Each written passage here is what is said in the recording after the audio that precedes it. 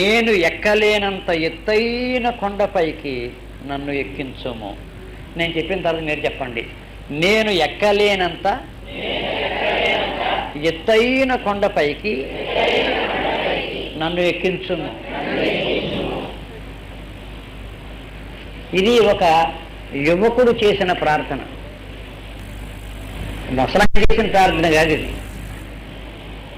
అప్పుడప్పుడే లోకం అంటే ఏమిటో కళ్ళు విప్పి చూస్తూ ఉన్న ఒక యవనస్తుడు చేసిన ప్రార్థన. ఆ యవనస్తుని పేరు దావీదు. బెత్లెహేమ్ అనే ఒక చిన్న గ్రామంలో పుట్టాడు. ఆ బెత్లెహేము పొలాల్లో తండ్రి మందలను మేపుతూ ఉండేవాడు. కానీ ఈ చిన్న దావీదు హృదయంలో తీరని ఆశలు, తీరని కోరికలు. దేవుని బిడ్డలారా, మన గొప్ప దేవుని యందు మన ఆశలకి అంతం ఉండకూడదు, మన కోరికలకి అంతం ఉండకూడదు. మనం ఎంత ఆశిస్తే దేవుడు అంత దీవిస్తాడు కూడా. నేను నేర్చుకున్న ఒక సత్యం ఏమిటంటే, ఆశ లేని వాడిని దేవుడు కూడా ఆశీర్వదించలేడు అని. ఆశ లేని వాడిని దేవుడు కూడా ఆశీర్వదించలేడు. ఆశ ఉండాల. ఈ ఆశలు దేవుని చిత్తానికి లోబడి ఉంటే జయం వెంటనే వస్తుంది. ఈ చిన్ని దావీదు ఒక 25 మేకల్ని మేపుకునే కుర్రాడు. పెద్ద బందా కాదు, 25 మేకలు, గొర్రెలు. అవి తీసుకుని వెళ్ళి ఆ బీళ్ళలో మేపేవాడు. అవి గడ్డి మేస్తా ఉంటే ఏ చెట్టు ఎక్కి చిన్న పిల్లని గ్రోవ్ ఉంటే అది వాయించుకునేవాడు. లేకపోతే ఆ దేశంలో వాళ్ళు వాడుకున్న చిన్న మన అకార్డియన్ లాంటి వేణ ఒకటి ఉంటే అది వాయించుకునేవాడు, పాటలు వాడుకునేవాడు. అతని జీవితంలో ఈ కోరిక బయలుదేరింది. నేను ఎక్కలేనంత ఎత్తైన కొండపైకి నన్ను ఎక్కించు దేవా అని. ఈ ప్రార్థన చేసినప్పుడు గొల్ల కుర్రాడు, పెద్ద ఉద్యోగమేం కాదు, లోకంలో ఇతడు ఉన్నాడని ఎవరికి తెలియదు. కానీ ఆ చిన్న హృదయంలో ఈ పెద్ద ప్రార్థన ఉంది. ఏమిటి? నేను ఎక్కలేనంత ఎత్తైన కొండపైకి ఎక్కించు. బెత్లెహేమ్ అనే ఊరు నేను చూశాను, అయ్యగారు చూశారు, మీరు చాలామంది చూస్తుంటారు. బెత్లెహేమ్లో కొండలు పెద్ద కొండలు ఏం కాదు, ఎవరన్నా ఎక్కొచ్చు, చిన్న కొండలు. ఏం దావీదు ఆ కొండలు ఎక్కలేవా?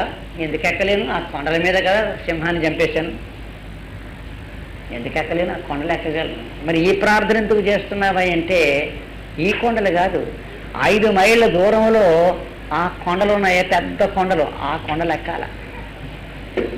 ఆ కొండలు ఎందుకు ఎక్కాలి అంటే, బెత్లెహేమ్ అనే గ్రామానికి 5 మైళ్ళ దూరంలో యెరూషలేము అనే పెద్ద పట్టణం ఉంది. ఆ దినాల్లో పెద్ద పట్టణం కాదనుకోండి, కానీ ఎత్తైన కొండలు. అక్కడ కూడా 7 కొండల మీదే ఊరు కట్టారు వాళ్ళు. ఆ 7 కొండల్లో ఒక కొండ పేరు మొరియా కొండ, అబ్రహాం ఇస్సాకును బలి అర్పించబోయిన కొండ. ఇంకో కొండ పేరు సియోను. అలాంటి 7 కొండలు ఉన్నాయి అక్కడ. ఆ కొండలు ఎప్పుడు చూసినా ఈ దావీదు హృదయం చాలా బాధపడేది. చెప్పనా బాధ ఏంటో? దేవా, ఉత్తరాన్ని హెర్మోను పర్వతం మొదలుకొని దక్షిణాన్ని హెబ్రోను వరకు ఈ దేశమంతా మాకు నీ ఆశీర్వాదంగా, మా పితరుల వాగ్దాన దేశంగా మాకు ఇచ్చావు. దేశమంతా మాదైనా గుండెకాయలాంటి యెరూషలేము శత్రువుల చేతిలో ఉంది. యెబూసీయులు అనే శత్రువులు అక్కడ ఇంకా ఉన్నారు. నీ సేవకుడు మా నాయకుడైన యెహోషువ కాలంలో ఈ దేశంలో ఉండే అన్యులందరినీ ఓడించేసి తరిమేశారు. అప్పుడు యెబూసీయులు ఓడిపోయారు.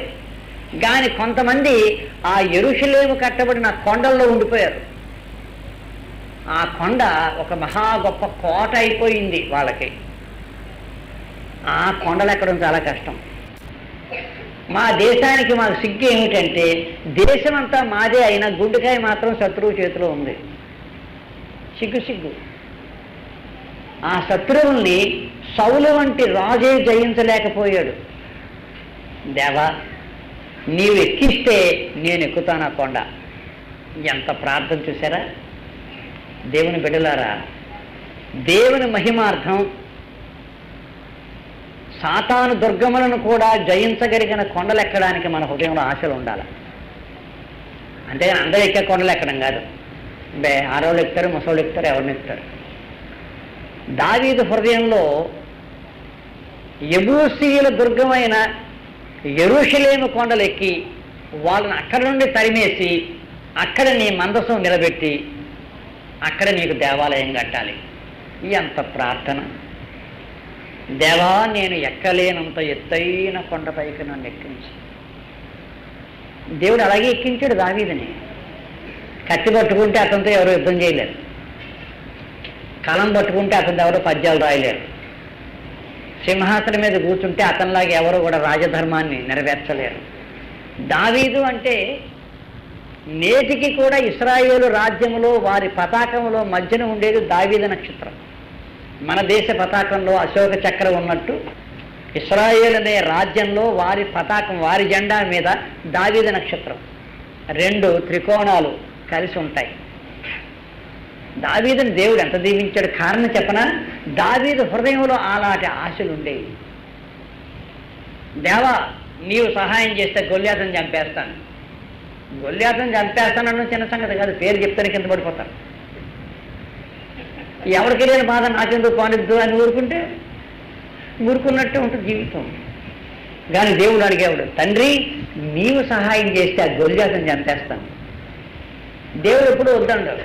గొప్ప కార్యాలు చేయడానికి చెయ్యి జాగితే వెళ్ళమంటాడు దేవుడు, ఎప్పుడు వద్దని ఎప్పుడు అంటాడు. దేవుడికి స్తోత్రం. నీవేదైనా దేవుని కోసం గొప్ప కార్యం చేయదలసితే నీ దేవుడు ఎప్పుడు వద్దంటాడు, వెళ్ళంటాడు. వెళ్ళు, నేను నీతో ఉన్నాను, వెళ్ళు. నీవు చేయాల్సిన యుద్ధాలు నువ్వే చేయాలి, నేను సహాయం చేస్తాను. అంతేగా నువ్వు కూర్చోబెట్టి నేను నీ యుద్ధం చేయను. ఎప్పుడు దేవుడు చేయడు. మాసలామణి చేయగలిగినవి మాసలామణి చేయాలి, దేవుడు చేయిస్తాడు మాసలామణి. అంతేగాని మాసలామణి చేసే పని దేవుడు ఎప్పుడు చేయడు. నీలో అలాంటి సాహసం ఉండాలా, అలాంటి ధైర్యం ఉండాలా, తెగింపు ఉండాలా. వెళ్ళు, దావీదు వెళ్ళన్నాడు. ఎప్పుడన్నా వాళ్ళ నాయనతో కానీ అన్నదమ్ములతో చెప్తే, ఒరే సిగ్గులేనాడు, నువ్వెక్కడ ఎక్కుతావు, ఆ కొండలు నోరు మూసుకోరా, నీ ఆశలకు కూడా కొంచెం అర్థం ఉంటుందట. ఏదో అక్కడెక్కడ కొండలు ఎక్కుతాను కానీ యెబూసీయుల కొండ ఎక్కుతావురా నువ్వు అని వాళ్ళు ఎంత నిరుత్సాహపరిచారో దావీదుని ఊహించవచ్చు. అసలు యుద్ధం చూడడానికి వెళితేనే గొలియాతు యుద్ధకాలంలో అన్నదమ్ములు కోప్పటి తిట్టారు. ఎవరే సిగ్గులన్నాడు, నువ్వెందుకు వచ్చావురా ఇక్కడికి? నాయన పంపితే వచ్చానన్నాడు. నాయన పంపితే ఆ ఇచ్చేది ఏదో ఇచ్చేసి ఇంటికి వెళ్ళిపోవాలి, కానీ ఇక్కడ ఎందుకు తిరుగుతున్నావురా ఇంకాను? అబ్బో, నీకు చాలా గర్వం రా అని తిట్టి పడేశారు పెద్దవాళ్ళు. ఈ లోకంలో చాలాసార్లు పెద్దలు అన్నవాళ్ళు మన ఆశను చంపేస్తారు. మన హృదయంలో ఏదైనా చిన్న ఆశ వచ్చినా, ఏదో చిన్న కోరిక, ఏదో గొప్ప పని ఒకటి దేవుడి కోసం చేద్దామని అనుకున్నా, అది కానీ చెప్పామా, పెద్దలు చేసే పని ఏమిటంటే కుండ నీళ్ళు పోసేస్తారు మీరు చల్లపు, ఆ వేడి చంపేస్తారు. నువ్వెక్కడ చేస్తావు, ఊరుకోవాలి. ఇంగ్లాండ్ దేశంలో గత శతాబ్దంలో ఒక పెద్ద బహిరంగ సభ పెట్టారు. ఆ సభలో పేరు మోసిన ఒక గొప్పవాన్ని అధ్యక్షుడిగా కూర్చోబెట్టారు. ఆ సభలో ఏం మాట్లాడుతున్నారు? ఇండియా దేశంలో బ్రిటిష్ వారి జెండా ఎగురుతూ ఉండగా అక్కడ ఉండే అన్యజనులకు యేసుక్రీస్తు సువార్త ఎలాగ ప్రకటించాలి అది పెద్ద సభ పెట్టారులేండి. అప్పుడు it's a great missionary meeting. యేసుక్రీస్తు సువార్త చెప్తే వింటారా వాళ్ళు? ఆ ఈస్ట్ ఇండియా కంపెనీ వారు యేసుక్రీస్తు సువార్త చెప్పనిస్తారా? అక్కడికి వెళ్ళాలంటే చాలా డబ్బు కావాలంత డబ్బు ఉందా? రకరకాల ప్రశ్నలు వచ్చేవి. ఊరికే తర్జన భర్జన చేస్తున్నారు. ఎలాగైనా సరే మనం మిషనరీలను పంపించాలి భారతదేశానికి అని చెప్పి వాళ్ళు మాట్లాడుతున్నారు లండన్లో. అప్పుడు 20 ఏళ్ల కుర్రోడు ఒకళ్ళు లేచాడు, చేయి చెప్పాడు ఇలాగా. ఆ ప్రెసిడెంట్ గారు అన్నారు, ఏట్లా అబ్బాయి ఏం కావాలి నీకన్నా? వాడు ఏదైనా అడుగుతాడు అనుకున్నాడు. లేచాడు, అయ్యగారండి ఇండియా దేశానికి మీరు మిషనరీని పంపిలా ఉంటే నేను వెళ్తానండి అన్నాడు. ఆ కుర్రోడు బట్టలో వాటం చూస్తే పెద్ద చదువుకున్న కుర్రోళ్ళ కనపడలేదు. ఆ ప్రెసిడెంట్ గారు ఆ కుర్రాన్ని మళ్ళీ చూసి, ఎవరే అబ్బాయి కూర్చో, ఇండియా దేశంలో ఉన్న అన్యులనే రక్షించడానికి దేవుడు పూనుకుంటే నువ్వు అవసరం లేదు, దేవుడు కూర్చో అన్నాడు. నువ్వెందుకు అక్కడికి, నువ్వెందుకు పనికి వస్తావు, కూర్చో. ఆ నిలబడి నేను ఎడతానండి మీరు పంపితే అన్నవాడు ఎవడు తెలుసా? మహాప్రసిద్ధిగాంచిన విలియం కేరీ కుర్రాడు. విలియం కేరీ ఆ కుర్రాడు చూస్తే ప్రెసిడెంట్ గారిని వచ్చింది, కూర్చో, దేవుడే అన్యం రక్షింపబోతే నువ్వు లేకుండా చేయగలడే, కూర్చోరా అన్నాడు. వాకం ఎప్పుడు పనిచేస్తుంది. మన చిన్ని చిన్ని జీవితాల్లో దేవుడి కొరకు ఏదన్నా ఒకటి చేద్దామని పూనుకుంటే మన పెద్దలే ఆ నిరుత్సాహం అనే చన్నీళ్ళ మీద పోసేస్తారు. కూర్చారా, నువ్వేం చేస్తావు? ఎప్పుడు జడిచిపోవద్దు, ఎప్పుడు జడిచిపోవద్దు. నీ హృదయంలో ఆ ఆశలు కలిగించిన వాడే దేవుడు. ఆ ప్రార్థన దావీదు హృదయంలో పెట్టిన వాడెవడు? దేవుడే. దేవా, నేను ఎక్కలేనంత ఎత్తైన కొండపైకి నన్ను ఎక్కించు దేవా అని ఆ పొలాల్లో ఎన్ని ప్రార్థనలు చేశాడు. దేవుడు ఏమన్నాడు? సరే ఎక్కు దావీదు అన్నాడు. నేను ఎక్కలేనంత ఎత్తైన కొండపైకని దావీదు అన్నప్పుడు అతని మనసులో ఉన్న కొండ వేరు. నీవు ఎక్కలేనంత ఎత్తైన కొండపైకి నేను ఎక్కిస్తానని దేవుడు అన్నప్పుడు దేవుడు మనసులో ఉన్న కొండ వేరు. దావీదు అనుకున్న కొండ వేరు, దేవుడు సిద్ధపరిచిన కొండ వేరు. మొత్తాన్ని ఎక్కువ దావీదు ఎక్కువ అన్నాడు. విలియం కేరీ అనే యవనస్తుడు లేచి ఇండియాకి నేను ఎడతానండి మిషనరీగా అంటే, కూర్చోరా, దేవుడికే మిషనరీ కావాలంటే నువ్వు అవసరం ఎదురు కూర్చో అన్నాడు. దేవుడికే మిషనరీ కావాలంటే నువ్వు అవసరం ఎదురు కూర్చో అన్నాడు. ఆ విలియం కేరీ ఎప్పుడూ హై స్కూల్ కూడా చదవలేదు. అతడు ఇండియా దేశానికి మిషనరీగా వచ్చేశాడు. పడవకి ఆ వాడెక్కడానికి కేబుకు డబ్బు లేకపోతే అందరూ పడుకున్నప్పుడు రాత్రులు ఆ వాడంతా కడగడానికి కూలికి ఒప్పుకొని పగలంతా రాత్రంతా ఆ వాడ కడుగుతూ సంపాదించిన కూలి డబ్బులు ఆ వాడ ఖర్చులకు ఇచ్చి ఇండియా దేశం వచ్చాడు. ఇండియా దేశం వచ్చి వాడ దిగి ఒడ్డుకు వస్తుంటే ఆ వచ్చే పడవ మునిగిపోయింది. ఆ ఉన్న చిన్న పెట్టిలో బట్టలన్నీ కొట్టుపోయి తీరా ఒడ్డుకు వచ్చేసరికి తడిచిపోయిన గుడ్డలు తప్ప చేతిలో బైబిల్ తప్ప ఇంకేం లేవు. అప్పుడు ఇంకోడైతే ఏమనుకోవాలి, దేవుని చిత్తం కాదుగా పోలని ఇంటికి వచ్చేయచ్చు. ఈ దేవుని చిత్తం అనేది చాలా సదుపాయంగా పనికొస్తుంది కొంతమందికి. చేయవలసిన పని అగ్గొట్టేటప్పుడు దేవుని చిత్తం కాదేమో అనుకోవడం. ఈ విలియం కేరీ మోకరించి ప్రార్థన చేశాడు, యేసు నీ సువార్త ప్రకటించడానికి భారతదేశం తోడుకుని వచ్చావు, చేతిలో చిల్లి గవ్వలేదు, నీవే అన్నం పెట్టు, నీవే గొడ్డయ్యి, నేను నీ కోసమే బతుకుతానని చెప్పి ఆ విలియం కేరీ, చదువులేనటువంటి ఆ విలియం కేరీ ఇండియా వచ్చి ఇక్కడ చదువుకొని మన ఇండియా దేశ భాషలు నేర్చుకున్నాడు. ఎన్ని భాషలు నేర్చుకున్నాడు తెలుసా? 34 భాషలు నేర్చుకున్నాడు. 34 భాషలు. నేను హైదరాబాద్కి వెళ్ళిపోయి ఇప్పటికి 25 ఏళ్ళు అయింది. నాకు ఆ ఉర్దూ అన్న భాష నాకు రాలే. నా పిల్లంతా మాట్లాడతా కానీ నాకు రాలే. పెద్దోడిని అయిపోయాను అనుకున్నాను నేను, అందుకే రాలేదు అది. విలియం కేరీ 34 భాషలు నేర్చుకున్నాడు. ఏది మామూలుగా బజార్లో మాట్లాడడం కాదు, పుస్తకాలు వ్రాయగలిగినంత పాండిత్యం నేర్చుకున్నాడు. 34 భాషలు. దేవా, నేను ఎక్కలేనంత ఎత్తైన కొండపైకి ఎక్కించు.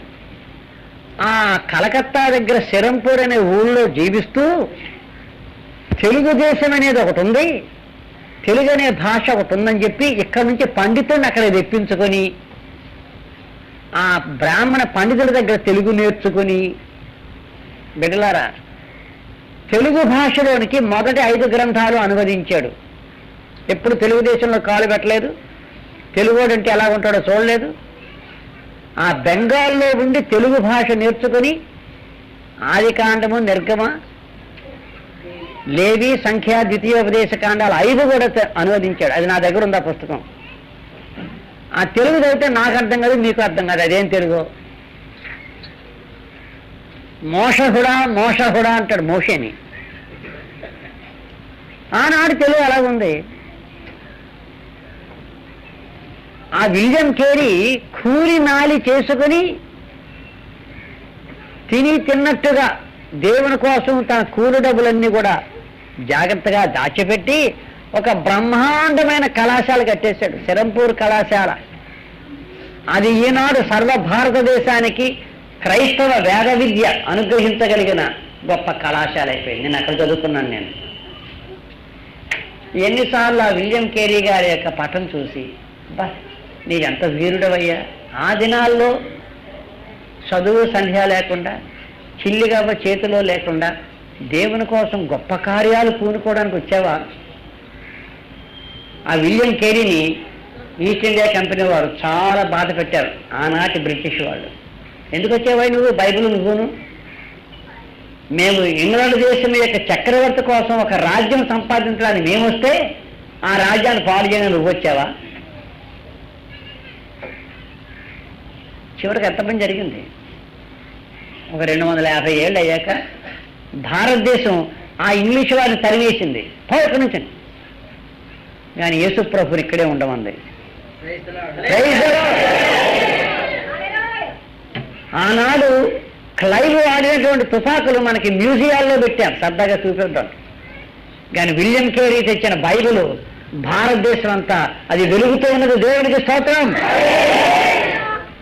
దేవుని కొరకు గొప్ప కార్యాలు పూనుకో. దేవా, నేను ఎక్కలేనంత ఎత్తైన కొండపైకి నన్ను ఎక్కించు. ప్రతి క్రైస్తవ హృదయంలో ఈ ప్రార్థన ఉండాలి. దేవా, నేనై చేయలేని కార్యాలు నువ్వు చేయిస్తే నేను చేస్తాను. ఏదో గ్రామం నా హృదయంలో పెట్టు. ఆ గ్రామం నీ పాదసేవ కొరకు సంపాదించడానికి నేను, నా భార్య, నా కుటుంబం అంతా పనిచేస్తాం అక్కడ. ఎప్పటి నుంచి చేయగలవా అలాంటి ప్రార్థన? తండ్రి, నీవు నాకు ఇచ్చిన ఆస్తిలో ఎక్కువ శాతం నీకు ఇచ్చి తక్కువ శాతం నేను అనుభవించే కృప నాకు ఇచ్చి తండ్రి అని ప్రార్థన చేయగలవా దేవుని బిడ్డ? ఇప్పుడు రూపాయి జోబులో ఉంటే అందులో 5 పైసలు వేసి దేవుడికి ఇవ్వడం ఎవరన్నా చేస్తారా పని. కానీ రూపాయి 90 పైసలు దేవుడికి వేసి ఆ 10 పైసలు నీ దగ్గర పెట్టుకోవడం అందరూ చేసే పని కాదు. చేయగలవా పని? మనం అందరూ పని చేస్తాం. గుడికి వెళ్ళేటప్పుడు తప్పకుండా ఆ ₹1 అన్నా సరే 10 పైసలు చొప్పున మార్చి ప్రతి పిల్లోడికి 5 పైసలు ఇస్తాం. అరే దేవుడు గుళ్ళో వేయరా అని. నువ్వు ₹1 వేస్తావు దేవుడి గుళ్ళు, దేవునికి స్తోత్రం. నీ భార్య ₹1 వేస్తావు దేవునికి స్తోత్రం. కానీ పిల్లలతో 5 పైసలు ఇస్తావు. ఈ 5 పైసల కోసం బజారుకి వెళ్ళి చిల్లర మార్చుకొస్తావు. కానీ మన పిల్లలు ఏం నేర్చుకుంటారు? దేవుడికి 5 పైసలు చాలు అని వాళ్ళు నేర్చుకుంటారు. వాళ్ళు పెద్దయ్యాక ఈ 5 పైసలు వదలరు. తప్పకుండా ఆదివారం బజారుకి వెళ్ళి చిల్లర మార్చుకొచ్చి దేవుడికి భద్రంగా 5 పైసలు ఇస్తారు. కానీ ఒక భక్తుడు అన్నాడు, ఆ 5 పైసలు నీదే, నీవేసే రూపాయి నీదే, నీ కొడుకుతో రూపాయి వేయించి నువ్వెందుకు 5 పైసలు వేయకూడదు? అప్పుడు నీ కొడుకు హృదయంలో ఏముంటుంది? దేవుడికి ఎప్పుడు రూపాయి ఇవ్వాలి, దేవుడికి ఎప్పుడు ఎక్కువ ఇవ్వాలి అనే ఆశ ఆ చిన్న హృదయంలో బయలుదేరుతుంది. నువ్వు 5 పైసలు ఇవ్వగానే దేవుడు 5 పైసలు దేవుడు అవుతాడు. కారణం, మన జీవితాల్లో ఎంత తేలిగ్గా తప్పించుకోగలమో అని ప్రయత్నం చేయడానికి కారణం ఏంటంటే చిన్ననాడు మన తల్లిదండ్రులు వేసిన విత్తనాలు. ఈ కానుక సంచులు వస్తున్నాయి, నాదన్ని అంగీకరింపమనే కీర్తన అందరూ పాడుతాను, నేను పాడేస్తున్నాను. నా వెండి కనకంబు అని పాడేస్తున్నాను. చిల్లర డబ్బులను ప్రతి నాణ్యం పట్టుకుని గీరుతున్నాను అంచులు. నున్నగా ఉంటే పైసా, గరుగ్గా ఉంటే 25 పైసలు. నాకేటి నున్నగా ఉంటే దానికోసం గీరుతున్నాను. పాకేటి నా వెండి కనకంబు నీదని పాడుతున్నాను నేను. ఎంత మోసం! నీ ప్రభువుకు నీవు రూపాయి ఇచ్చి నువ్వు పేదవాడివి అయిపోతావా? ఎప్పుడో నేను ఎక్కలేనంత ఎత్తైన కొండపైకి నన్ను ఎక్కించి. మనకి బజార్లో టూత్ పేస్ట్లు అమ్ముతారు, కోల్గేట్ టూత్ పేస్ట్ అని. మీరు చాలామంది చూస్తుంటారు.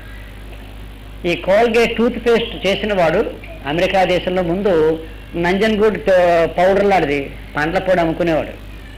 కాస్త లాభం వస్తుండే కొద్దీ నెమ్మదిగా ఈ పేస్ట్ చేయడానికి ఆరంభించాడు. మంచి క్రైస్తవుడు అతను. దేవుని బిడ్డలారా, ఈ మాట నమ్మండి. ఈనాడు ఆ కోల్గేట్ కంపెనీ వాళ్ళు వారికి సంవత్సరానికి వచ్చిన రాబడిలో 90 పాళ్ళు దేవుని కానుకిచ్చేసి 10 పాళ్ళే వాళ్ళ దగ్గర పెట్టుకుంటారు. దేవునికి స్తోత్రం. దేవుడికి 90%, 10% నాకు. ఆ 10%మే కోట్లుగా వచ్చేస్తుంది వాళ్ళకి. దేవుడు ఇవ్వాలంటే ఆయన ఇవ్వగలడు. దావీదును ఎక్కలేనంత ఎత్తైన కొండలపైకి ఎక్కించగలడు. విలియం కేరీతో భారతదేశంలో కాలమే చెరుపువేయలేనటువంటి మహాపరిచర్యను ఈ విలియం కేరీకి దేవుడు ఇవ్వగలడు.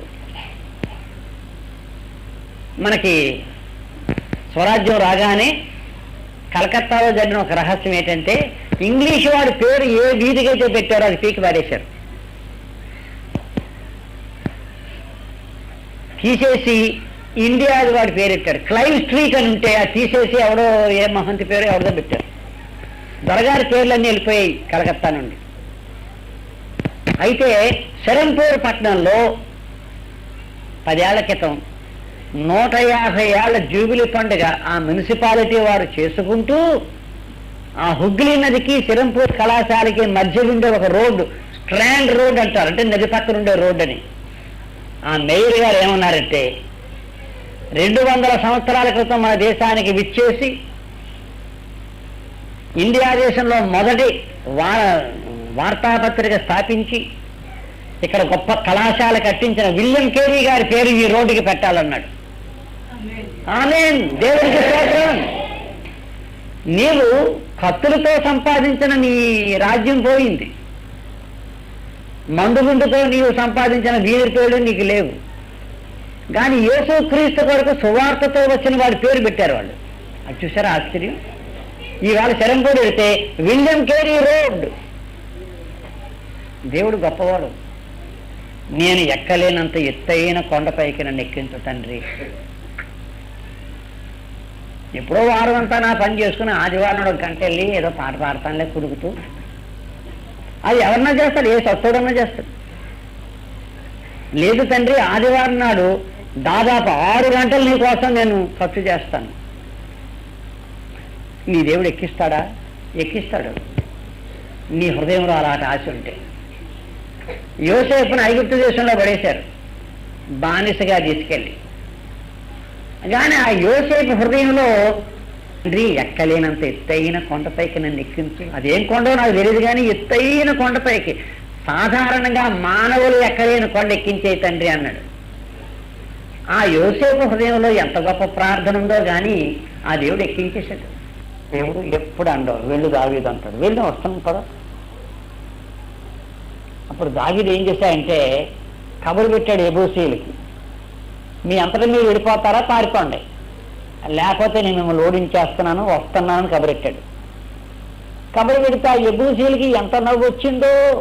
మాతో యుద్ధం చేయగలిగిన మగవాడు పుట్టాడు ఈ దేశంలో. మా పేరు చెప్పితే పాలు తాగే పిల్లడు పాలు తాగిన మానేస్తాడు, అంత భయం మేమంటే. అలాంటి మా మీద యుద్ధానికి వస్తున్నావు, నువ్వెంత సస్తోడువు, తెలివి తక్కువ పని చేయొద్దని కబరెట్టారు. మళ్ళీ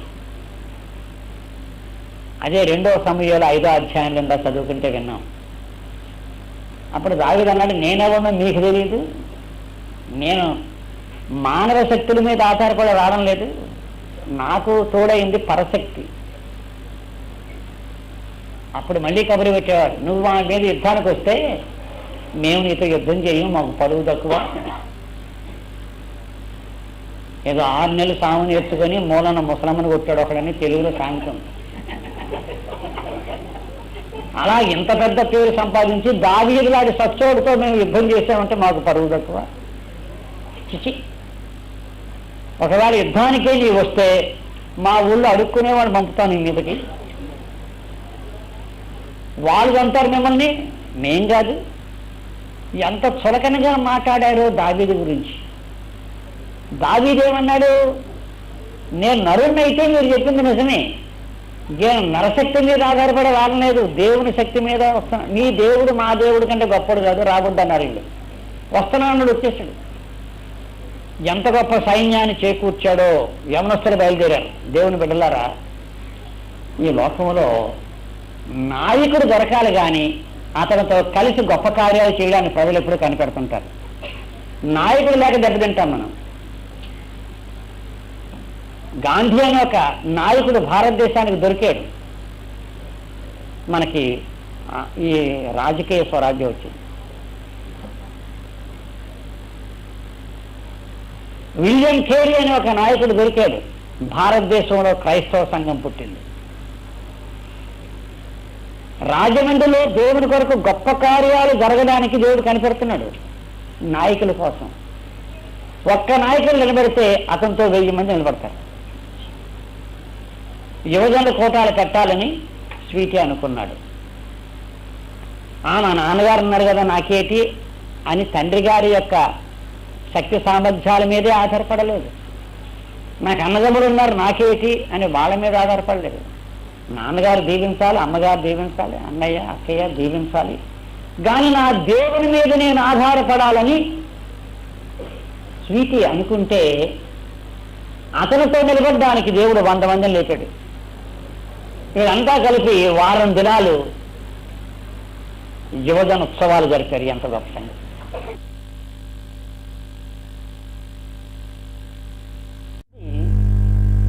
నాయకుని కోసం కనిపెడుతూ ఉంటారు ఈ లోకంలో. ఒకవేళ నీవే నాయకుడివేమో, అలాంటి ఆశలు దేవుడు నీలో పుట్టిస్తే సమర్పణ చేసుకో. నీవు తలంతని విధంగా దేవుడు నిన్ను ఒక గొప్ప నాయకునిగా చేస్తాడు, ఒక మంచి నాయకమణిగా చేస్తాడు స్త్రీని. ఎప్పుడైతే యెబూసీయుల మీద యుద్ధానికి వెళుతున్నానని దావీదు అన్నాడో, ప్రవాహంలో వచ్చేసారు యవనస్తులు, మేము వస్తున్నా పదండి. అప్పుడు దావీదు ఏం చేశాడు తెలుసా? ఆ యెబూసీయుల్ని జయించి వాళ్ళని యెరూషలేము నుండి తరిమి వేశాక ఆ యెరూషలేము పట్టణాన్ని దేవుడికి ప్రతిష్ఠించాలి గనక ఒక ప్రతిష్ఠ కీర్తన రాద్దాం అనుకున్నాడు. కవి కదా, ఇంకా యుద్ధం లేదు, ఏమీ లేదు, అప్పుడే పాట రాసేస్తున్నాడు. ఏది ప్రతిష్ఠ కీర్తన? ఆ ప్రతిష్ఠ కీర్తన 24వ దావీదు కీర్తన. భూమియు దాని సంపూర్ణతయు, లోకమును దాని నివాసులను యెహోవాదే. వీరోడు యెబూసీయుడు. యెరూషలేము ఎవరిది? దేవుడిది, నీది కాదు. యెహోవా పరిశుద్ధ పర్వతమునకు ఎక్కదగిన వాడెవడు? యెబూసీయుడా? కాదు, దేవుని సేవకుడైన దావీదు. నిర్దోషమైన చేతులను కపటముగా ప్రమాణము చేయని హృదయం కలిగిన వాడే ఇది కీర్తన పాడుకుంటూ జయప్రవేశం చేశాడు పట్టణంలోకి. ఎంత గొప్ప విశ్వాసం! నేను ఎక్కలేనంత ఎత్తైన కొండపైకి ఎక్కించు. ఆ కొండ ఎక్కగానే మొట్టమొదటి ఏం చేశాడు తెలుసా? ఎక్కడో షిలోహులో గుడ్డల డేరాలో ఉన్న దేవుని మందసాన్ని తీసుకొచ్చి యెరూషలేములో ప్రతిష్ఠించాడు దేవునికి. ఎంత గొప్ప పని చేశాడు! దేవా, యెరూషలేమును జయించింది నా కోసం కాదు, నీ కోసం. యెరూషలేము అనే ఈ పట్టణం నీ పట్టణం. ఆ యెరూషలేము కట్టిన 7 కొండల్లో కొండ పేరు సియోను. ఆ సియోను కొండను నీకు ప్రతిష్ఠిస్తున్నాను తండ్రి. అబ్రహాము ఇస్సాకును బలి అర్పించబోయిన మొరియా కొండ మీద నీ మందసానికి నేను బలిపీఠం కడుతున్నాను. కట్టాడు. సొలొమోను ఆ మొరియా పర్వతం మీదే దేవాలయం కట్టించి దానికి సియోను అని పేరెట్టాడు. గనక ఈనాడు సియోను అంటే యెరూషలేము, సియోను కొండ, యెరూషలేములోని దేవాలయం. హెబ్రీ పత్రిక 12వ అధ్యాయం ఉన్నట్టు క్రైస్తవ సంఘం ఏముందంటే సియోను అనగా ఆ పరలోక యెరూషలేము, దాని పేరు సియోను. దావీదు నీ చిన్ని హృదయంలో నీవు చేసిన ఆ ప్రార్థన దేవుడు ఎంత దీవించినాడంటే, యెబూసీయులు మకాం చేసిన ఆ సైతాను కోట ఈనాడు పరలోకపు కోట అయిపోయింది. దేవునికి స్తోత్రం. దేవుని బిడ్డ, నువ్వు ఎప్పుడైనా ప్రార్థన చేసావా? ఎక్కలేనంత ఎత్తైన కొండపైకి ఎక్కించు తండ్రి. రోజుకు ఒకసారి ప్రార్థన చేయడమే నాకు టైం లేకపోతుంది. పొద్దున్న చేద్దామంటే సాయంకాలం చేద్దాం, మళ్ళీ మరుసటి రోజు పొద్దున్న అంటూ వాయిదాలు వేసుకుంటూ నెల అయిపోయింది ప్రార్థన చేయకుండా. ఇది చాలా మందికి తెలుసు, నాకు తెలుసు. ఒక్కోసారి ఇంకెందుకు ఈ నెల అయిపోయింది, వచ్చే సంవత్సరం 1వ తారీఖు నుండి రోజు ప్రార్థన చేస్తానని చెప్పి అనుకోవడం. ఎందుకు? అప్పుడు దాకా సెలవు మీద తిరగొచ్చని, హాలిడే. సరే, January 1 వచ్చింది, ఎక్కడో వినబడింది హృదయంలో, నువ్వు January 1 నుండి రోజు ప్రార్థన చేస్తా ఉన్నావు కదా అని. అన్నాను కానీ ఇవాళ టైం లేదని దేవుడు తెలియదేంటి? ఇంకా January కాదు, February 1 నుంచి అంటాడు. దేవుడు దేవాల సంవత్సరం అంతా అయిపోద్ది ఈయన ప్రార్థన చేయడు. ఎందుకు? వాయిదాల మనస్తత్వం బయలుంది, ఈవేళ రేపు ఎల్లుండి చేద్దామని. అలాంటి వాడు తండ్రి దినానికి 3 సార్లు నీకు ప్రార్థన చేసే కొండ ఎక్కించడా నీ తండ్రి? ఎక్కిస్తాడు. ఇంతకుముందు తీరుబడి లేదనుకున్న నీకు దేవుడు ఎంత తీరుబడి ఇస్తాడో. 5 నిమిషాల్లో ముగించుకుందామన్న ప్రార్థన గంట సేపు చేసినా తనివి తీరడం లేదు, ఇంకా చేద్దాం అనిపిస్తుంది. ఎందరందరి కొరకు ప్రార్థన చేస్తున్నావు, నీ కొరకు ప్రార్థన చేసుకోవడం లేదు. దేవుడు ఎక్కిస్తాడు. నీవు ఎక్కలేనంత ప్రార్థన కొండ ఎప్పుడైనా ఎక్కావా? దేవుడి వాక్యం చదువుకుందామని ఆశ ఉంది, కానీ అది మనసులో ఆశగా మిగిలిందే కానీ ఇప్పుడు అనుభవంగా మారలేదు. కారణం, బైబిల్ చదివే టైంలో న్యూస్ పేపర్ చదువుకున్నాం. ఎవరికి కావాలి? దేవా నీ వాక్యాన్ని ఉదయం సాయంకాలం, ఉదయం ఒక అధ్యాయం సాయంకాలం ఒక అధ్యాయం చదువుతాను, నా ఆనందాన్ని నువ్వు పెంపొందించు దేవాన్ని ప్రార్థన చేయి. ఎక్కలేనంత ఎత్తైన కొండపైకి నీ దేవుడు ఎక్కిస్తే తిన్నన్నా మానేస్తావు, కానీ ఆ రోజున వాక్యం చదవకుండా పడుకో. ఎక్కిస్తాడు తండ్రి. ఆ వాక్యం నీలో ఎలాగ వర్ధిల్లుతుందంటే సాతాను దగ్గరికి రాడు, వాడు భయం దేవుని వాక్యం దగ్గరికి రాడు. దేవుని వాక్యము నీ హృదయంలో నీవు దాచుకున్న యెడల దుష్టుడు అక్కడికి రాడు. ఎవరున్నారు లోన అని సైతాను అడిగినప్పుడు మాసిలామణి ఉన్నాడు అనద్దు. వాడు చాలా లోకం మాసిలామణి అంటే వచ్చేస్తాడు. దేవుని వాక్యం అని చెప్పు, వాడు రాడు. నీ హృదయంలో ఆ దేవుని వాక్యము నీవు దాచుకున్న యెడల వాడు రాడు. ఎక్కలేనంత ఎత్తైన కొండపై సాక్ష్యం అనే కొండ ఎక్కేవా? ఒకసారి ఏం చేస్తున్నాం అంటే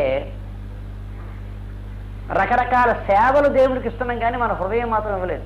ఇది చేస్తుంటాం అప్పుడప్పుడు. నాకు వచ్చిన జీవితం డబ్బు ఇచ్చేస్తున్నాను ఆలయానికి, వారం రోజులు 1 గంట ఆదివారం నాడు గుడికి వెళ్తున్నాను, అయిపోయింది. మరి ఏదో అది ఇది చేస్తున్నాను, ఒక్క హృదయమే సైతానికి ఇచ్చాను, అన్ని దేవుడికి ఇచ్చేసాను. అలాంటి క్రైస్తవులు చాలామంది ఉంటారు. మన చేతులు దేవుడికి ఇస్తున్నాం, పాదాలు దేవునికి ఇస్తున్నాం, మన పాట దేవునికి ఇస్తున్నాం, మన కళ్ళు దేవునికి ఇస్తున్నాం. ఒక సైతాన్ని గుండె కుర్చేసి కూర్చున్నాడు. సైతాన్ని లోన కూర్చోబెడితే ఈ పనులన్నీ చేయిస్తాడు అతను. చేసుకోండి, మీరు ఏ పని దేవుడికి చేసుకోండి, కానీ కుర్చీ మాత్రం నాకేయండి అంటాడు. మాలో చాలా మంది వెర్రివాళ్ళు ఉన్నారు.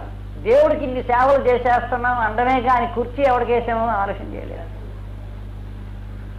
దేవుని బిడ్డలారా, వాగ్దాన దేశమంతా ఇశ్రాయేలీయులదే అయినా యెరూషలేములో యెబూసీయులు ఉన్నంత కాలం వాగ్దాన దేశం ఇశ్రాయేలుది కాదు.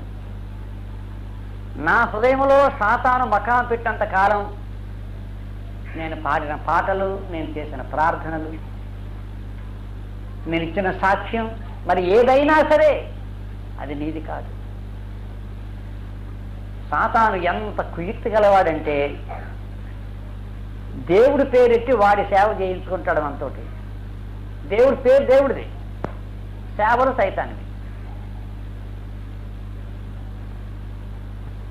వర్షం కురుస్తుందంట, ఒకడు గొడుగేసుకు వెళ్తున్నాడు, గొడుగు పట్టుకొని. ఇంకొకడు ఏం చేయడు, రే నేను కూడా వస్తాను, కొంచెం గొడుగులో లోనకి రానిస్తావా గొడుగులోకి అన్నాడు. రారా అన్నాడు. రాగానే ఏం చేశాడు, ఆ గొడుగు అంతు పట్టుకుని పక్కకి తిప్పేశాడు. వీడు బాగున్నాడు, అసలు తడిచిపోతున్నాడు. ఇలా చేసి అదేట్లా గొడుగంతా నీ పక్క లాక్కున్నామన్నాడు. పర్లేదు, కాము నీ చేతిలో ఉంది కదరా అంటాడు. కాము చేతిలో ఉంది కానీ గొడుగంతా అవుతాడు మీద. అలాగే చేస్తుంటాం మనం. కాము చేస్తూ ప్రభువు చేతిలో పెట్టాం, గొడుగేమో సైతానికి వేస్తాం. ప్రభు కాము నీ చేతిలో ఉంది కదా, ఉంది కానీ గొడుగెవరు నెత్తి మీద ఉంది? సైతాన్ నెత్తి మీద ఉంది. నేను ఎక్కలేనంత ఎత్తైన కొండపైకి ఎక్కించు తండ్రి. అది ప్రార్థన కొండో, వాక్య పఠనం అనే కొండో, ఆరాధన కొండో, అది ఏ కొండో ఎక్కించు తండ్రి. అన్నిటికన్నా నా హృదయాన్ని నీకు సమర్పణ చేసే కొండ ఎక్కించు. దావీదు యెబూసీయుల కొండ జయించేశాడు, మందసాన్ని ప్రతిష్ఠించాడు. యెబూసీయులు నివసించిన పట్టణం దావీదు పట్టణం అని దాని పేరెట్టాడు. అప్ప ఇశ్రాయేళ్ళకి ఎంత ఆనందమో, పెద్ద ఊరేగింపు చేసేసారు. 6వ అధ్యాయంలో ఉంది ఆ ఊరేగింపు. ఆ ఊరేగింపు జరుగుతుంటే దావీదు కూడా నాట్యం ఆడడానికి ఆరంభించాడు. బట్ట తొలగిపోతుంది శరీరం మీద నుంచి, గమనించడం లేదు. ఇంత గొప్ప కొండ జయించేవు గాని దావీదు అసలు నీవు ఎక్కవలసిన రక్షణ కొండ ఎక్కలేదు కదా దావీదు. నువ్వు రక్షణ కొండ నేను ఎక్కలేనంత ఎత్తైన కొండ నీవు అన్నప్పుడు నా హృదయంలో ఉన్నది రక్షణ కొండ దావీదు, యెబూసీయుల కొండ కాదు. యెబూసీయుల కొండనైనా ఎక్కగలవేమో కానీ నీ శక్తి సామర్థ్యాల మీద రక్షణ కొండ ఎక్కలేవు, నేను ఎక్కిస్తే తప్ప. దేవుని బిడ్డలారా, దేవుని కొరకు గొప్ప కార్యాలు చేయగలిగిన కృప మనం పొందినా రక్షణ కొండ ఎక్కలేకపోతే అదంతా కూడా దండుగా.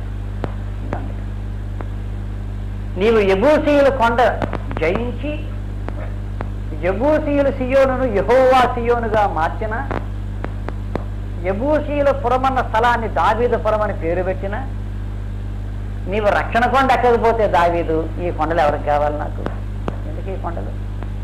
ఇవి నాదే. మన పరిచర్యలు దేవునికి ఎన్ని ఇచ్చినా, ఈ చేతులతో ఎన్ని విరాళాలు ఇచ్చినా, ఈ నోటితో ఎన్ని ప్రసంగాలు చేసినా, ఈ కంఠంతో ఎన్ని పాటలు పాడినా, ఎంతమంది గొల్యాతులు నీవు జయించినా, నీ హృదయంలో రక్షణ లేకపోతే దావీదు, నీవు జయించింది ఏమి లేదు. రక్షణ కొండ ఎక్కువ దావీదు. ఆ దావీదు పురములో దావీదు నివసిస్తూ ఉండగా ఒక రోజున ఒక పనికిమాలిన పాపం చేసేసాడు. పనికిమాలిన పాపం. స్నానం చేసే స్త్రీని చూశాడు. రాజులు వసంతకాలమున యుద్ధమునకు వెళ్ళు కాలమున దావీదు పట్టణంలో నిలిచిపోయి, యుద్ధానికి ప్రజలు వెళ్తున్న రాజులు, నువ్వు ఇంటికాడ మంచం పడుకున్నావు. సాయంకాలం లెగ్గానే నువ్వు చూసిన దృశ్యం ఏమిటి? నీ కోట నుండి కిందికి చూస్తే స్నానం చేసే స్త్రీ కనిపించింది. సరే, కనిపించింది. అంత మాత్రాన నీ హృదయంలో ఏ ఆశ వచ్చింది? ఆ స్త్రీ కావాలి. కబురు పెట్టి తెప్పించావు. ఆ బత్షెబ అంతే, నాకు భర్త ఉన్నాడండి అయ్యగారు, మీ యుద్ధాల కోసమే యుద్ధభూమికి వెళ్ళాడు అయ్యగారు, నీకేం భయం లేదులే, అంతా నేను చూసుకుంటాను. కబురు పెట్టి ఆ ఉరియాని చంపించేశాడు. నీ వ్యభిచార కోసం నరహత్య చేసావు దావీదు. రాజుగారు చేస్తే అడిగేవాడు ఎవడున్నాడు అనుకున్నావు, అడిగే దేవుడు ఉన్నాడని మర్చిపోయావు. మనుషులు అడగలేరు కానీ దేవుడు అడుగుతాడు. దేవుని నాతాన ప్రవక్త వస్తాడు, దావీదు ఆ మనుషుడు నీవే. ఉత్తుత్తి కొండలు జయించి ప్రగల్భాలు చెప్పుకుంటున్నావా దావీదు? నీ హృదయం అనే ఆ కొండ సాతాను యొక్క కొండగా చేసి మామూలు భూమి మీద కొండలు దేవుడికి అంకితం ఇస్తున్నావా? భూమి మీద ఉండే రకరకాల పరిచర్లు దేవుడికి ఇచ్చి నీ జీవితం మాత్రం సాతానికి ఇచ్చావా? ఆ కొండ ఎక్కలేదు కదా దావీదు. ఆ నాతాను వచ్చి ఆ మాట చెప్పగానే దావీదు హృదయం తగిలిపోయింది. అమ్మ తండ్రి, నిజమే, ఏమిటో చిన్ని చిన్ని కార్యాలే మహాకార్యాలని ఉప్పొంగిపోతున్నాను. యెబూసీయులు కొండ జయించేనన్న ఆనందం చేత బట్ట తొలగిపోయినంతగా నీ కోసం నాట్యం చేశాను. కానీ తండ్రి, అసలు ఎత్తైన కొండ నా బతుకు, అది సైతాను చేతిలో పెట్టి తక్కిన కొండలను నీ చేతిలో పెడితే నీకు ఆనందం ఉందా ప్రభు? ఉండదు, ఉండదు.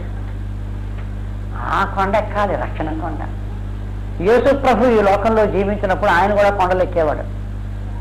ఆయన శిష్యులకి ఆయనతో కలిసి కొండలు ఎక్కడం చాలా ఇష్టం. అంతటా ఆయన ఆ కొండ ఎక్కి కూర్చుండగా ఆయన శిష్యులు ఆయన ఎద్దకు వచ్చారు. అప్పుడు ఆయన నోరు తెరిచి ఇలాగూ బోధింపసాగాను. ఏం కొండ? అదేం కొండ? ప్రసంగ కొండ. కొండ మీద ప్రసంగం. అబ్బో, యేసు ప్రభు వారు ప్రసంగాలు చేస్తే వినడానికి ఎంత ఇష్టమో శిష్యులకి.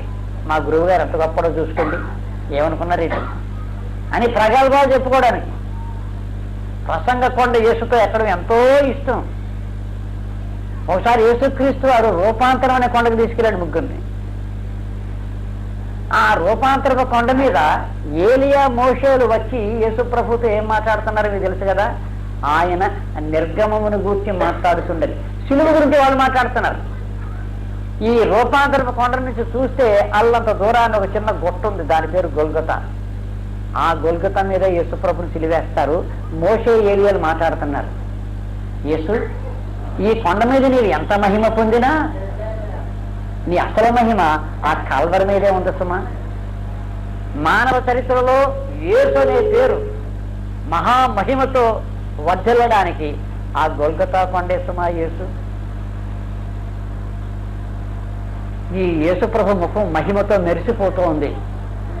అప్పుడు పేతురు అంటాడు, ప్రభువా మనం ఇక్కడ ఉండుట మంచిది. ఇక్కడ పెట్టుకున్న ప్రభు మళ్ళీ కిందకి వెళ్ళొద్దు, మనం నీకొకటి ఏలియాకి ఒకటి మోషేకి ఒకటి పర్ణశాల కట్టేస్తాం, మేము బయట ఉంటాం, మా సెలవు లేకుండా ఎవరిని మీ దగ్గర రానియం, ఒక మతం కట్టేస్తాం, ఇక్కడే ఉండిపోతాం దర్జాగా, నీ ఎప్పుడు మహిమలో ఉండు, నిన్ను చూసుకొని మేము మురిసిపోతుంటాం. అప్పుడు యేసు ప్రభు వారి హృదయం చాలా బాధపడి ఉంటుంది. ఈ కొండ మీద మహిమ పొందడానికి వచ్చానా, ఆ కొండ మీద సిగ్గుపడడానికి వచ్చానా? ఆ కొండ మీద నేను భరించవలసిన సిగ్గులో మానవునికి రక్షణ పుడుతుంది, ఈ కొండ మీద మహిమలో